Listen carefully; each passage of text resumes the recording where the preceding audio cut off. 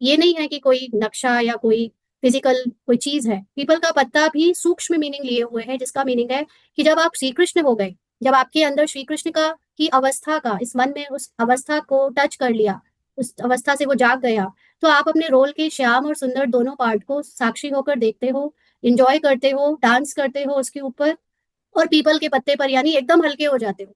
आपकी वो अवस्था इतनी निश्चिंत बेफिक्री की अवस्था है कि अब आपको कोई टेंशन नहीं है रोल की।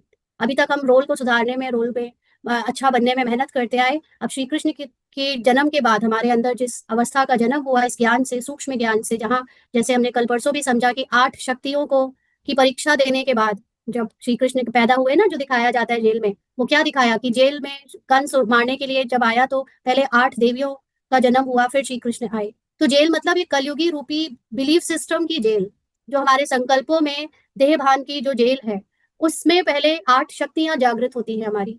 तो परिस्थिति और ड्रामा ऐसा बना हुआ है कि हमारे अंदर की वो 8 शक्तियों को जगाने के बाद ही श्री कृष्ण का कॉन्शियसनेस हमारे अंदर जन्म लेता है।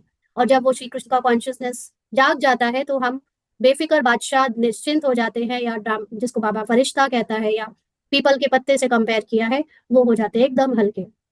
तो वो श्याम और सुंदर दोनों पार्ट को, क्योंकि दोनों ही माया का पार्ट है, देख पाते हैं। तो दिखाते हैं अंगूठा चूसता हुआ आया। अंगूठा चूसने का मतलब एकदम इनोसेंट, इग्नोरेंट। तो जैसे जैसे हम आत्मा, मूल आत्मा जो अब किसी चीज से ना तो पहचान बनाती है, ना वो जज करती है, एकदम इनोसेंट है, इग्नोरेंट है, उसको अविद्या है। तो अविद्या का मतलब रोल में सब कुछ होते हुए, रोल में सारा ज्ञान भी होते हुए, वो सूक्ष्म रूप में इन सब से अनभिज्ञ है, उसको कोई फर्क नहीं पड़ता, उसको कोई अफेक्ट ही नहीं होता इन सब बाहर की चीजों से। तो वो है अंगूठा चूसता हुआ दिखाना। बच्चा तो गर्भ में ही रहता है। तो पहले पहले ज्ञान, अब बच्चा तो गर्भ में ही रहता है, तो एक तरह से श्री कृष्ण का जन्म गर्भ में दिखाना मतलब अभी वो कॉन्शियसनेस हमारे अंदर है।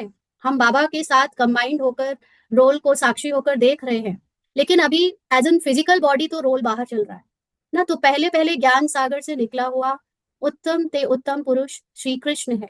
तो जो सबसे पहली कॉन्शियसनेस जन्म लेती है इस ज्ञान की, कल हम एक बहुत अच्छी बुक भी पढ़ रहे थे, साइंटिफिक